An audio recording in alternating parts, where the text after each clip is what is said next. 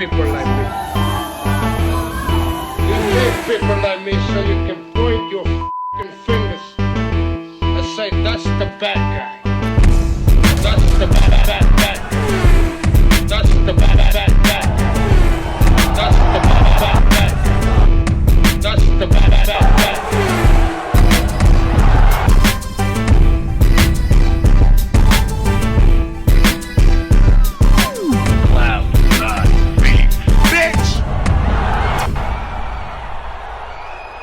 Welcome to the motherfucking relay. We're covering today's top boxing news. Ow! Okay, we'll start with this. Per tweet from Jake Donovan, the WBO has formally reordered 30-day negotiation period for Demetrius Andrade versus Janibek Kanuli WBO middleweight title consolidation clash. Andrade represented by Salida Promotion and talks. We know that this fight already got ordered. We know that Demetrius Andrade was supposed to make some attempt to move up to super middleweight and take on Zach Parker for Zach Parker's interim status, and it appears that that is now defunct. It doesn't look like he's going in that direction. I haven't heard any updates on that fight. A fight that in many ways was scrapped due to Demetrius Andrade suffering some kind of injury. That was some weeks ago. And here we are now with a newly issued order from the WBO for Demetrius, WBO middleweight champion Demetrius Andrade, to take on Janibek Kanuli, a top-ranked fighter. This might be his only option at this point, because I know of no offers from the PBC going out to Demetrius to come over to their side. On their side of things, they've got Jermall Charlo, who he could have had a unification fight with. They also have a host of super middleweights, Caleb Plant, David Benavidez, David Morrell. It would have been a good fit because there are some fights to make over there, but I know of no attempts from the PBC to bring Demetrius Andrade over to their side of things. And bear in mind, Demetrius Andrade is a network and promotional free agent after all. He's not with Matchroom anymore. He's not boxing on DAZN. So if you wanted the guy, now would be the ideal time to get him. And I see no reports indicating offers were made to Demetrius to bring him over, where there were reports that Showtime actually made Haymon Munguia an offer, and Haymon Munguia's under contract. He's under contract with both Zanfer Promotions and Golden Boy Promotions here stateside, yet the people at Showtime, they found the money, they found it in the budget to make that guy an offer. And whatever that offer was, it must have been something substantial, because he ended up rejecting their offer, goes back to Golden Boy, makes $2 million to fight Jimmy Kelly. Munguia versus Kelly is not a $2 million fight. So why'd they give Haymon Munguia so much money to box that guy? Likely because of all the money he rejected from Showtime. Money Showtime offered him to come over to their side for a one-off situation, one-off fight with Jermall Charlo. That would be the why. That would be the reason. And from that, what you can gather is that Showtime, they've got money to offer a guy under contract. They've got money to offer a Haymon Munguia, but they ain't got no money for Demetrius Andrade. Lou DiBella, veteran promoter Lou DiBella, lended some insights on the matter. If DAZN wanted him, he'd be with Eddie. Eddie and Golden Boy have the same bank, and obviously Top Rank and PBC aren't interested in paying Andrade what he presently wants. Top Rank has Janibek and still may get the fight. Nothing wrong with using Dimitri for Boo Boo's negotiations here, because Salida Promotions has a good relationship with Top Rank, and that's who they must make the Janibek fight with. Just because a promoter doesn't have an exclusive contract with a platform doesn't mean he doesn't know what he's doing. So Dimitri Salida seems to be doing some pro bono work for Demetrius Andrade? That's what it sounds like veteran promoter Lou DiBella is saying when attempting to wrap his mind around this situation, surmise it, and surmise why it is the PBC hasn't brought Demetrius Andrade over. You got money to offer a fighter that's under contract, but you ain't got no money for a two-division champion who's unbeaten and a free agent? Like I said, I've heard no reports of no such offers going out to Demetrius Andrade from the PBC to bring him into the fray. So by all accounts, they haven't tried. They didn't try to bring him over. They tried to bring Munguia over, but not Demetrius. And it's not like they didn't have time to. They did. It's been some time now since Demetrius Andrade last boxed on the DAZN platform as part of a Matchroom show. That was late last year. Between that time, there was enough time for the PBC, if they wanted him, to bring him over. Demetrius Andrade himself expressed some interest in squaring off with many of their fighters. Jermall Charlo, David Benavidez, I vaguely recall him mentioning several of their fighters some weeks ago. He was in attendance for the Gervonta Davis versus Rolly Romero fight. Did an interview.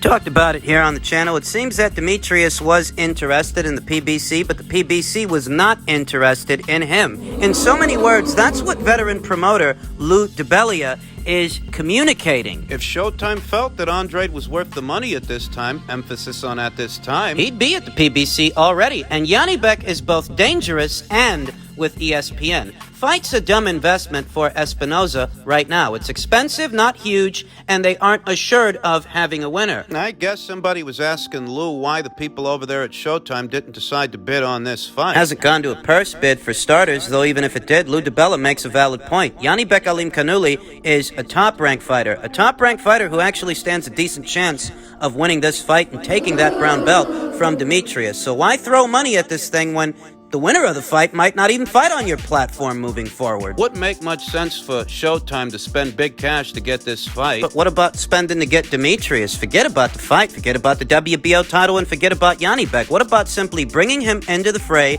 as a super middleweight to beef up their super middleweight stable? Like I said, I know of no offers that went out from Showtime to Demetrius to bring him over as a super middleweight or anything else. I don't think they tried. No reason to believe they did. When they made an offer to Haymon, those headlines were all over the place. There are no headlines anywhere about Showtime making an offer to Andrade because in all likelihood they never made one. Veteran promoter Lou DiBella added, management looking for a competent promoter to help, that competent promoter being Dimitri Salita, one who won't take a meaningful slice of the money. It's already likely that Andrade will be forced into reasonableness since there is no bidding war. Salita will work on the cheap. He's made no investment in Boo Boo. Thus, he has no investment to have to re-encumber. Lou DiBella talks about Demetrius Andrade being forced into reasonableness is likely because he was making very good money at Matchroom. Matchroom picked him up at a time where DAZN was throwing around big cash all over the place in order to attract American talent. They were willing to overpay, and Demetrius Andrade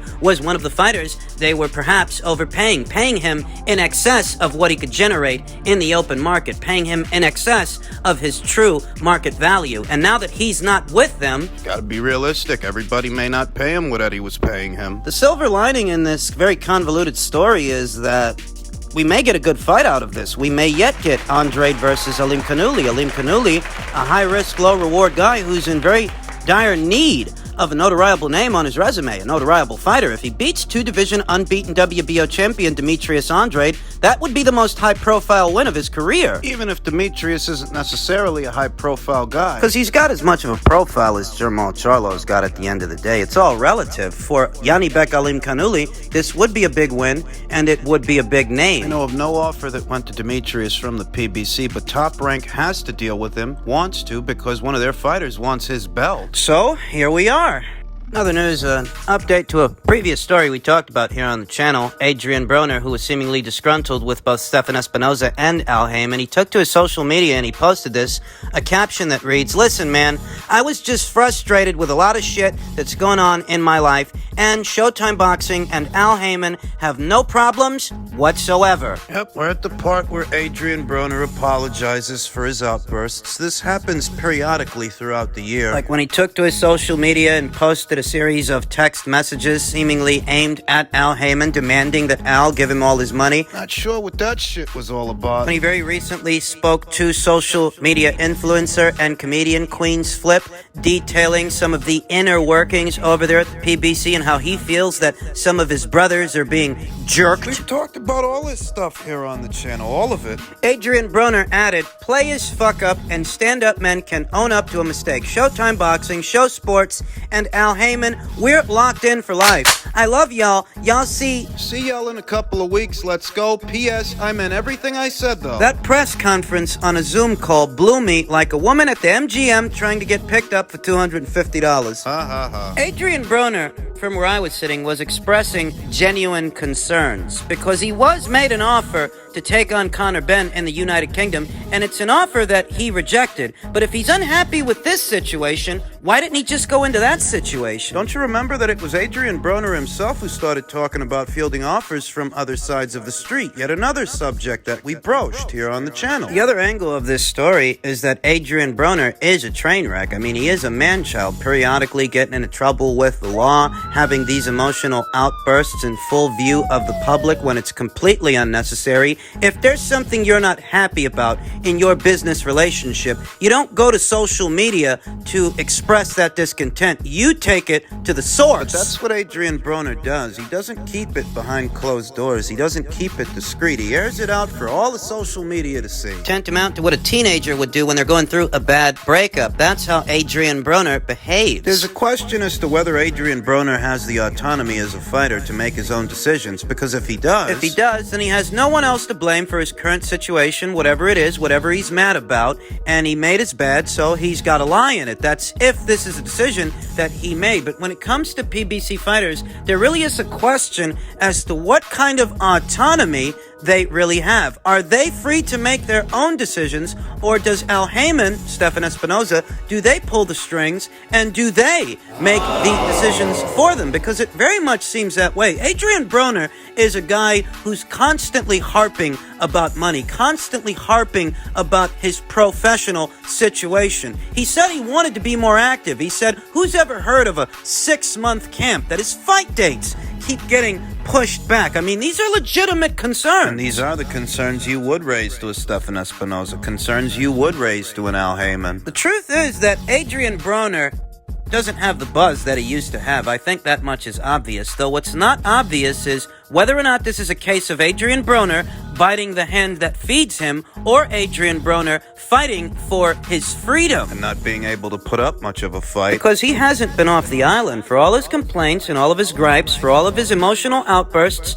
by way of social media, he still hasn't gone anywhere else. He hasn't popped up at Top Rank, hasn't popped up at Matchroom or Golden Boy. The only place his fights happen is on PBC Island. And that's where the question comes from. As much as this guy complains, is he complaining because he doesn't actually have the autonomy to make his own decisions and he's stuck on the island? Or is he complaining? Is he complaining because he made his bed and he doesn't want to have to lie in it? Adrian Broner versus Omar Figueroa, fight that's flying low on the radar. Nobody's really excited about it.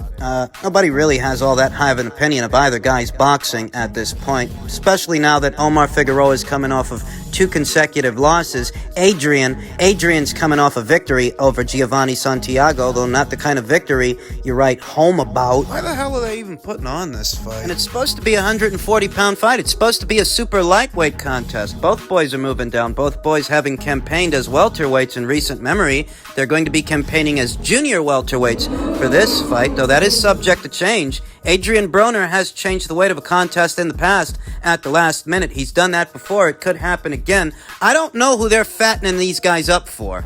Can either one of these two guys even make 140 anymore? PBC's got a couple of ponies in that 140-pound show. Subriel Matias, Errol Spence Jr.'s prospect, Frank Martin, who was in action not that long ago against Jackson Marinez. There's also Gary Antoine Russell, the younger brother of former WBC featherweight champion Gary Russell. Perhaps they're fattening up the winner of this fight for one of them. Perhaps the winner of this fight doesn't fight any of those guys. Maybe they fight Keith Thurman later on this year or at some point next year. Because neither of these guys are buzzing, but they're putting them in the ring with each other, you have to figure they've got some kind of a plan. Putting on a fight like this for the sake of putting on a fight, just putting on a fight to put on a fight, is a pretty fucking big waste of time and a waste of resources. If they're putting this thing on, it's gotta be to match the winner against someone a bit more high profile, that perhaps they're building towards something. I'm not surprised to see that Adrian Broner is now apologizing For what he is now saying is a Zoom call when he raised other concerns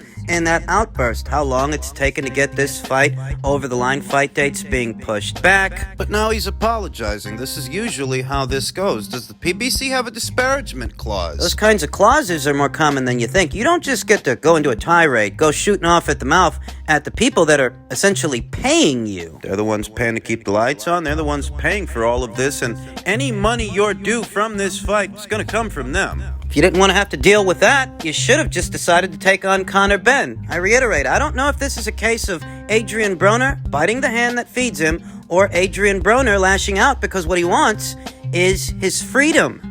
Finally, in men's lightweight and super lightweight news, Floyd Mayweather Jr. responded to Ryan Garcia's demands that he face Gervonta Davis. Floyd says Ryan Garcia really wants this fight with Tank, so if you really want this fight with Tank, sacrifice. Oscar, we can make the fight happen. You're hearing it first on Fight Hype. 135 pounds is the weight class, and Tank is the A side. You can expect to see more of this in the next 12 months, the next year, maybe even 2 years, because most people agree, regardless of what they're saying now, these two boys are not about to fight. They're not. I don't think that favors Gervonta Davis, because I feel like Gervonta Davis is now who he's going to be later. He's some years older than Ryan Garcia. Ryan's 23, whereas Gervonta's 27 going on 28. Having campaigned in 3 divisions, though only really being a full-fledged champion in 1, his quality of competition, it's not going to get any better. He's not at a stage to where he's still fighting in developmental fights. At this point for Gervonta, the focus is just selling tickets, whereas Ryan, because he's younger, Ryan is fighting in developmental fights. The Luke Campbell fight, the more recent Javier Fortuna fight, and what could end up being the Jojo Diaz fight. What do all those fighters got in common with Gervonta Davis? And what do they have in common with each other? I'll tell you what they got in common. They're all southpaws. It's what I told you before. Ryan Garcia may end up being a bit of a southpaw specialist in preparation for a Gervonta Davis fight, who Southpaw is a southpaw. Ryan Garcia, post-fight after the Fortuna fight, said that he's not going back down to 135 pounds. Whereas now what we're seeing from the Davis side of things is that if Ryan wants the fight, it's got to be at 135, and This is what it's going to be until they actually fight. This is likely what it's going to be for the next 12 months, maybe longer. you want we should try and wrap our minds around why it is that Gervonta Davis was okay going up to 140 pounds for the lesser-known, quite unheralded Mario Barrios, but now he wants to stand on his square with Ryan Garcia, a more well-known guy for what would be a bigger, much bigger fight, one of the biggest fights you can aspire to make at those weights. Now you don't want to go back up to 140. Now you want to stay at 35. You can expect this cat and mouse shit for the next 12 months, I'm telling you. The only real reason he went up to 140 pounds is a scarcity of options at 135. Mario Barrios, an